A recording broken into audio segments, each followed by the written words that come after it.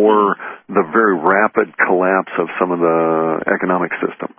Unfortunately, it doesn't augur well for food either, because we've had terrible weather, we've had collapse of growing systems, we've had, a huge increase in the need for oil relative to pumping out flooded fields, all of this kind of thing.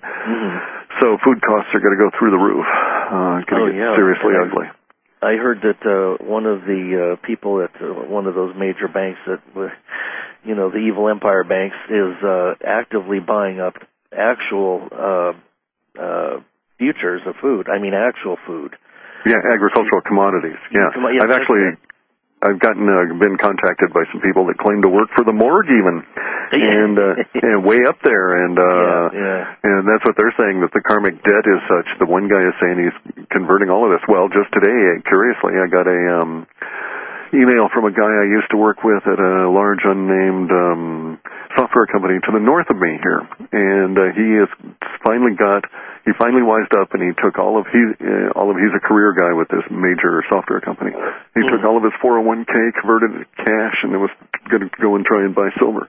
So 20 years worth of retirement he took out of the 401k system, and it's just taken the hit on the penalty, and it's going to convert it to silver because the dollar is just crashing so fast. Well, that makes a lot of sense. I mean, the dollar is basically, I hate to say it, but it's worthless. It's just a piece of paper. We're bankrupt. 43 or 45 states, can't pay their bills. Municipal bonds going belly up. The thing is, we're in such denial that, as you said, this is going to hit so fast, it'll be like a car hitting a brick wall, and it'll just be overnight probably that this will be, everybody will realize that, oh, wait a minute, my money's in the bank, I've got to pull it out. And by the time that all happens in slow motion, we'll be watching this train wreck, as car after car after car piles up. And it's going to be quite a sight. So I think that it's wise to to invest in take delivery on precious metals and have some real assets, or buy land or something that's tangible, but especially, as you said, those items. In your report, is there anything that you haven't mentioned in the report that you see on the horizon that might be coming up to intrigue us or bite us in the ass? Well, there's a couple of nasties that are coming on up relative to the militaries around the world as part of the general awakening. So I don't suspect we'll be in Afghanistan nearly as long as Clinton et al. Do. Something that wasn't in the report, but I find personally interesting, is Clinton hauling back all of the ambassadors. Think of what that means. Never before have they done it. It's not like getting, well, it's kind of, to a certain extent, it has the same logistics involved as getting everybody together in a high school for an assembly. Okay, it disrupts everything. You've got to really be sure that you want to do that. You don't usually do them on a whim. The fact that we've never done it before shows you how disruptive it is. So, and then you have to ask, okay, with all the modern communications, why a giant face-to-face meeting? What's being communicated at that meeting that they couldn't just put in a cable or, a telephone call or whatever? Yeah, absolutely. That got me too. I'm curious. Now, the good news about that is that you're dealing with ambassadors and consuls who usually get their positions by bribery, and so are not usually staunch civil service types who know how to keep their mouths shut. So I suspect we'll get some leaks out of this fairly soon. And the more shocking the news, I would expect the faster it'll leak out. Yeah, absolutely. And you mentioned in your report that there's a general that has some things to say pretty soon. I don't think we'll see. Yeah, you will see. But one thing I've noticed is that when you pick out a particular person, with certain characteristics, those hits are right on the money.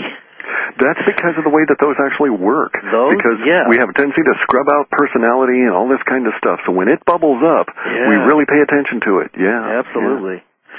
There's another question. Let's see if we can get this one in before we have to wrap it up.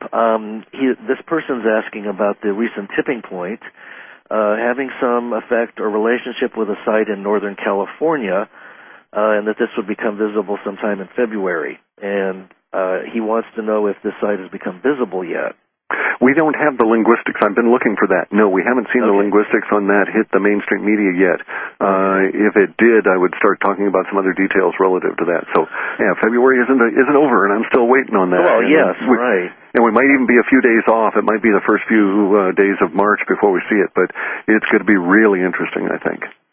Well, I do remember you talking about an underground operation that was going on in Hollywood.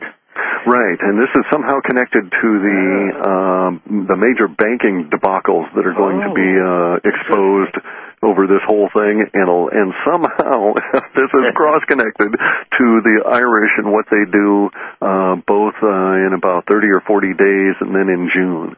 So I think the Irish are going to be to the planetary awakening relative to the global security state, the hidden shadow government. I think they are going to be to that what we just saw with the Egyptians. Wow. Somehow. Let's hope. Well, one last question from Lynn. I thought this would be a good way to kind of segue out.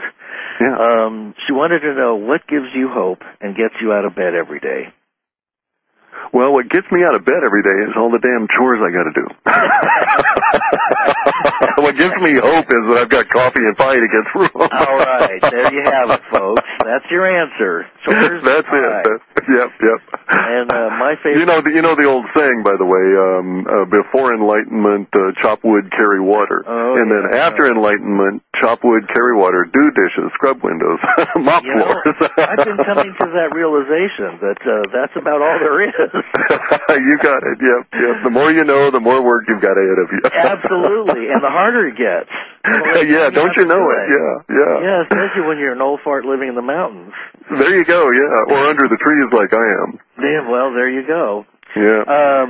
Let's get to your websites before we have to sign off, and where people can find your. Oh, yeah, people can go to halfpasthuman.com and pick up reports there, or find if you look over on the right-hand side is where I have all these articles that I write and post occasionally. You can also read about the process we've been through, both off my site and on George Ure's site. His is urbansurvival.com. Yeah, he's got a terrific site. And you both kind of work in tandem, so I kind of get my daily information from his daily column, which is very funny and pithy and very intuitive and very enlightened and very funny. Yeah. Also, and he's another old fart out in the wilderness. He's just out in Texas. Yeah, I like him a lot. Yeah. Now, a quick question for you here, since you have so many people that are following your work and that just want to hear from you. Where will you be chatting next? Where will we be able to hear you on the radio and so on? I just got done talking with Suzanne Toro, so she'll post it on her site. This was just the other day. All right. And then I have some, sorry to say, I've been posting it on my site fairly disciplined, keeping it over on the left-hand side there, a listing of everything. But I've got another interview on the 15th and then another one on the 19th. Great. And, of course, this show will be archived probably within the next day or two, and you are free to upload it and, put it on your site and so on and so forth. Okay, sounds good. Wonderful. Sounds good. Clif, as always, it's an experience. Yeah, for both of us. Imagine living it. I just love talking to you. You're just terrific. So keep up the great work. Thanks a lot. Yep. Pie's up. Lots of pie. Yep. All Talk to you later. Take Bye. care. Bye-bye.